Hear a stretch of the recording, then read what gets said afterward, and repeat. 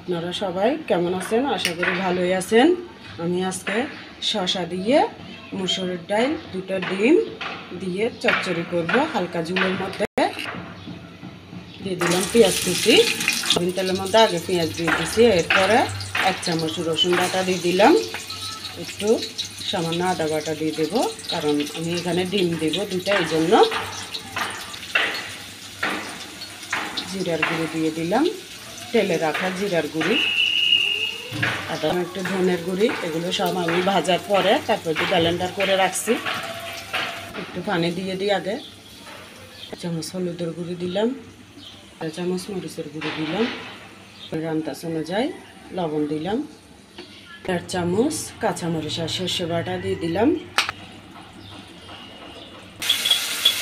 সামান্য একটু গরম মশলার গুঁড়ি দিলাম সামান্য করে, কারণ ডিমের গন্ধটা যাওয়ার জন্য।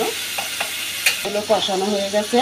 এবার সর্ষে বাটা বাটিগুলো দিয়ে একটু পানি দিয়ে দেব, এরপর দিয়ে দেব এই যে এটা একটা বড় শসা কেটে রাখছি, দিয়ে পরিষ্কার করার পর দিয়ে দেব।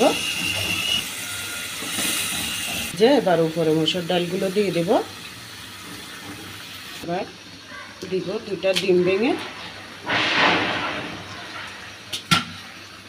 2টা ডিম দিয়ে দিলাম ডালের উপরে। যে দেখুন,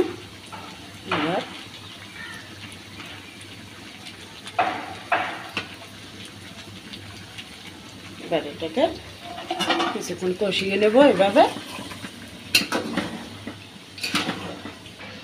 এবার দিয়ে দেবো, এ দেখেন আমি 3-4 বার করে উল্টায় পাল্টায় কষিয়ে নিয়েছি, কারণ ডাল আর ডিম নিচে লাগে যাবে, এই জন্য। এবার দিয়ে দেব গরম পানি,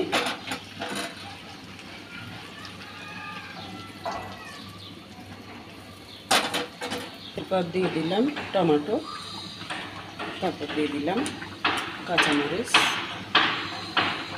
চামচ এখানে বাটাও দিয়েছি সর্ষের সাথে, আবার এখানে কিছু ফালি করাও দিয়েছি। আপনারা যে যেভাবে ঝাল খান ওইভাবে দিবেন। আমার রান্নাটা যদি ভালো লাগে আপনারা করে দেখবেন, আশা করি অনেক ভালো লাগবে। শুধু ভালো না, খুবই মজা হয় এসব ধরনের তরকারি, তাই আমি আপনাদের সামনে সরাসরি তুলে ধরি, যাতে আপনারা করে দেখে খেলে বুঝতে পারবেন, না করলে না খেলে বুঝতে পারবেন না। যে এবার আমি শসা আর ডাল ডিম এগুলো বাগার দেওয়ার জন্য 2 কোয়া রসুন তেলের মধ্যে সামান্য একটু পেঁয়াজও দিয়ে দিলাম। তো দেখুন, এভাবে আমি একটু লাল লাল করে নেব। আপনারা চাইলে একটু জিরাও দিতে পারেন, আস্ত জিরা। আমি তো বাটা দিচ্ছি, জিরা গুঁড়ি করাটা দিছি, তেলে রাখার পর গুঁড়ি করা ওগুলো দিয়েছি, এই জন্য আর জিরা দিলাম না আস্ত। আপনারা মনে চাইলে দিবেন। এভাবে আমি এখানে একটু ধনিয়া পাতাও দিয়ে দিছি আপনাদেরকে, এখন দেখাচ্ছি, আগে দেখাতে পারি নাই। এবার দিয়ে দেব এই যে রসুন পেঁয়াজ, এগুলো এখানে দিয়ে দেব।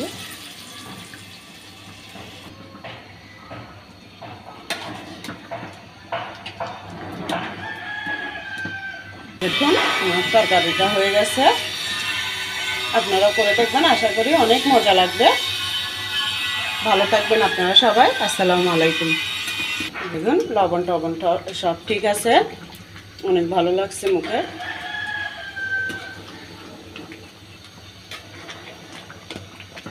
এভাবে 2 মিনিট পর নামাই ফেলতে পারবেন।